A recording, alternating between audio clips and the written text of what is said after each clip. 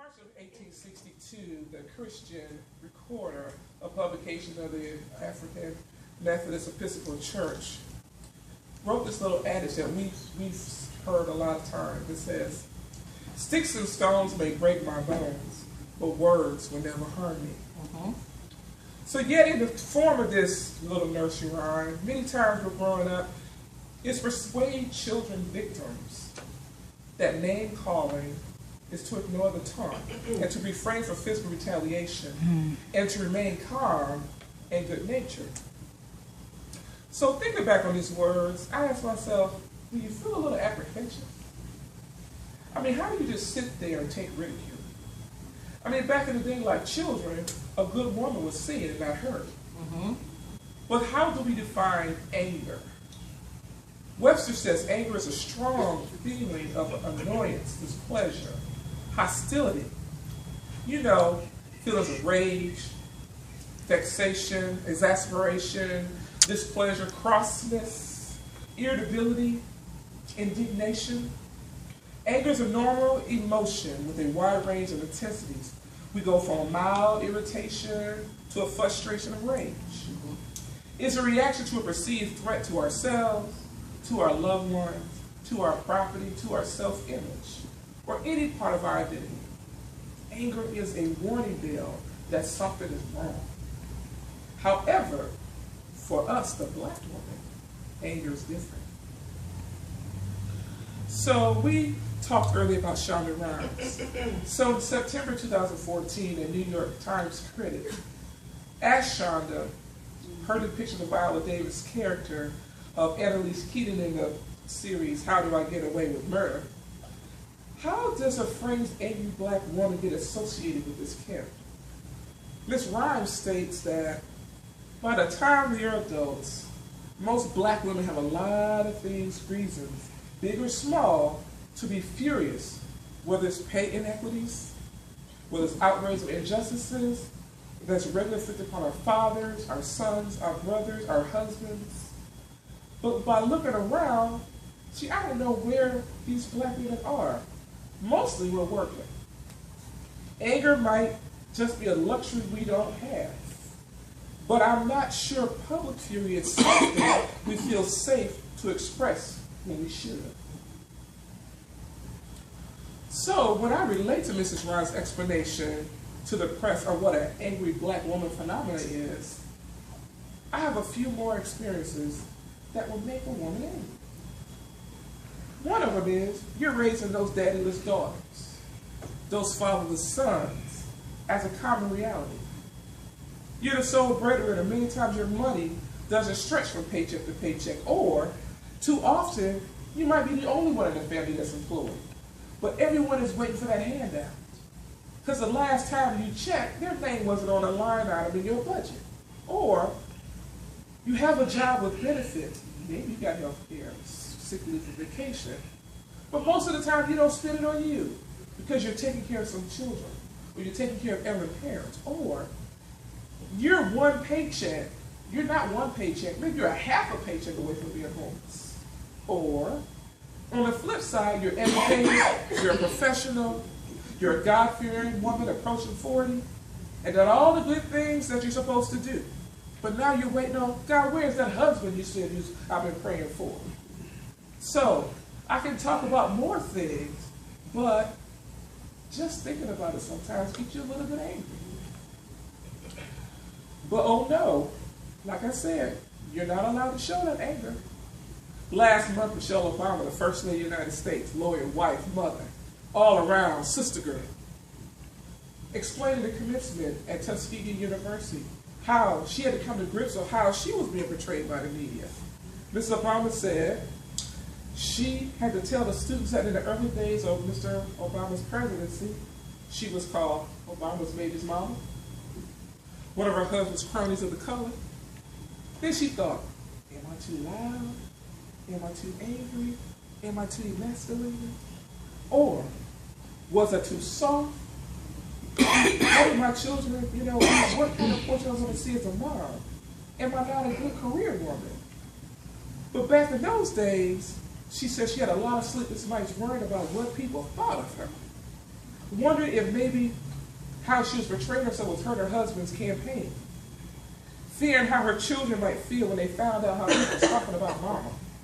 But eventually, she said, I realized if I want to keep my sanity and not be defined by others, the only thing I could do was have faith in God and work out his plan. If all that Michelle Obama has done and will do, like her Move On campaign against child obesity, how she interacts with veterans' families, how she's reshaped what a career woman looks like, if she's done all of that and is still called an angry black woman, she's not the only one. I mean, in the past, you had Shirley Chisholm, Barbara Jordan, Coretta Scott King, Fannie Lou Hamer, Mary Ellen Wright, and on and on. Now you have Serena and Venus. I mean, just the other day, Serena ran the French Open, and she was called a gorilla because of her physique. It's all right for her. She's a strong woman. She has good shape. She has good posture. She's honed her craft. But yet and still, the only thing that the people of the French can say to the press was, she reminded them of a gorilla. Wouldn't that make you angry? So, but these angry black women labels come out of a reason. So let's look at how women are portrayed in the Bible. Much of the problem of anger in women stems from these conflicting ways in which the biblical themes have been expressed and interpreted, resulting in this misunderstanding of what the Bible really teaches about anger. Women were raped. We have David's daughter Tamar. They're murdered. We have the Levite concubine. And sacrificed, Jephthah's daughter, who by their fathers and their brothers. These are situations where women have very little control. Not being in a position to make a choice about one's life, or even to put themselves in an odious predicament. No, the society injunctions against anger or the exertion of control of one's anger are based upon the assumption that one is in a position to make a change in one's life. But anger is often a human response to depravity. The choice of expression of anger, when taken as judged, once converted to the standard of justice and of love. In the Hebrew scriptures, the Old Testament, the images of God's wrath or anger is found 4,000 times. Half of the occurrences are related to situations where people fail to act justly with kindness, and other times in instances where Israel rebelled against Yahweh. God's anger appears arbitrary and destructive. The very features of anger that makes it problematic to deal with it being constructive. We refer to interpret God's anger in the context of the overall theme that permeates the Bible. God's passion and his love for his people. The passion God expresses anger when people fail to do what God requires, to do justice and to walk kindly. God can express anger.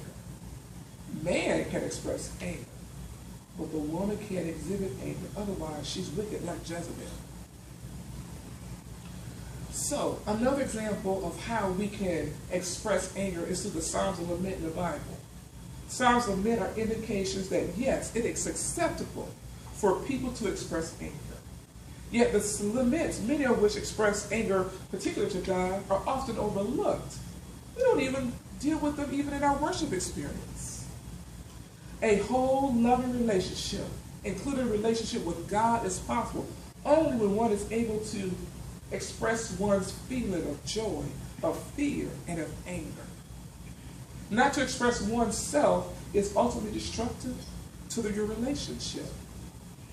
So the Psalm of Lament provides an outlet for you to express anger to God. Here's an example of Psalms of Lament. Psalms 55, verses 12 through 14. David writes, "It is not my enemy who taunts me. I can bear that.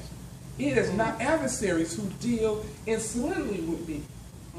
I could hide from them. But it is you, my equal, my companion, my familiar friend, for whom I have kept pleasant company." Anger is not necessarily a bad emotion, but it's how we display anger that causes others to label as negative. In our text, Paul writes to the church of Ephesus about what is the proper conduct for the body of Christ. The text speaks about acceptable and expected behavior to be incorporated in the Christian community, which is applicable today. So the first thing he says is, replace lying with truthful speech. Mm-hmm. Even though Ephesus was a diverse population, Romans, Greeks, Gentiles, and Jews, the Message Bible says in the same passage, no more lies, no more pretenses, tell your neighbor the truth. It's Christ's body, we're all connected to each other. After all, when you lie to others, you end up lying to yourself. Speak the truth in love as a key to building up the body of Christ. So the second thing our text tells us is, don't let your anger fester. Meaning, don't hold your anger into the point that it builds up inside. And when someone walks up to me, like Clip says, Reverend ClaraFrancie, what's going on? Are you okay today? And I'm saying, get away from me. Because I feel like I got the weight of the world on my shoulder.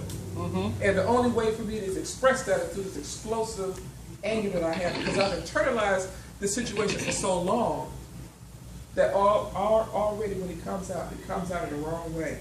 Not only do I hurt myself, I hurt the body, but I hurt my reputation. It's like a fixture. The more pressure you add on that weakened and compromised area, the faster it deteriorates. Maya Angelou wrote, I have learned that when people forget what you said, people will forget what you did, but people will never forget how you made them feel. So our third point is, avoid all bitterness, wrath, slander, malice, and all the vices as Christians as a result of your anger that was told in verse 25. You should exhibit tenderness, forgive one another. God, through Jesus Christ, as our mediator, forgave us. Therefore, we should replicate for one another. In the Baptist covenant, we recite most of the time during the Lord's Supper, we always say, we will refrain from tattling, backbiting, and excessive anger.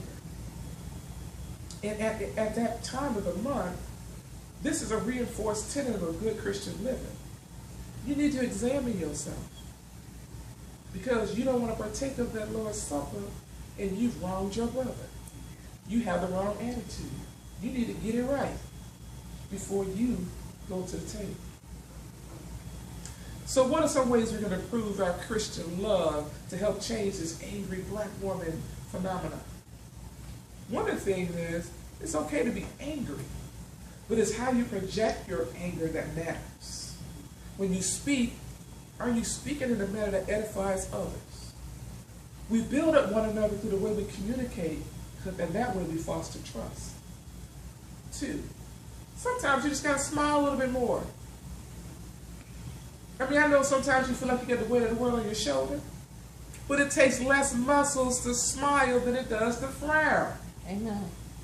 Sometimes we walk with this pensiveness, like we're mad with the world, got this scowl looking on our face. But there's nothing with saying, good morning, my brother, good morning, my sister, and smile. You'd be surprised that when you smile at someone else, how it just changed the context of the other person who you're smiling at. And then we need to find creative ways to channel our anger. I mean, many women take this anger and they channel it on the inside by projecting it on the outside in a form of social justice. Rosa Parks, yeah, she was angry. She didn't want to get off that, go to the back of the bus after she worked all day. Don't be afraid to feel as angry or as loving as you can, because if you don't feel nothing, you're dead. So personally, we black women are the most misunderstood people on the planet. You might not ever please everyone, but if we change the way our outlook of how we express anger, I think we can change the world. With this, sticks and stones may break my bones, but the word will never harm me. Amen. All right. Amen.